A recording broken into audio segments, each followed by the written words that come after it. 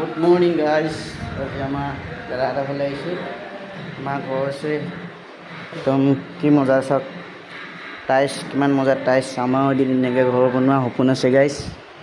এয়া চাওক ফুল, আৰু এয়া বাহিৰৰ দৃশ্য দেখাই দিছোঁ আপোনালোকক। এইয়া বাহিৰৰ দৃশ্য, এইফালে শ্বটত আপোনালোকক ভিউটো দেখাই আছোঁ। আৰু ভিডিঅ' ইমান দিব পৰা নাই গাইজ, মানে সময়ো নোপোৱা হ'লোঁ। এইফালে তলি একদম পূৰা হেৰি ধাৰি যামান ভলে দা এইয়া ভলে দা কি হৈছে পলাই যা। আৰু আপোনালোকক ওপৰলৈ গৈ ওপৰৰ পৰা ভিউটো আপোনালোকক দেখাই আছোঁ। এইয়া পালচাৰ আছে এইফালে ওপৰৰ ভিউটো মই মহলৰ ওপৰত উঠোঁতে তলতে আপোনালোকক দেখাই দিছোঁ। সেয়া তলৰ এইটো এটা শ্বট আমাৰ এদিন শ্বট এনেকৈ বনাম। আৰু তামোল গছ, নাৰিকল, আৰু আপোনাক কি দেখাম আৰু আমাৰ গাঁৱৰ পৰিৱেশটো চাওক।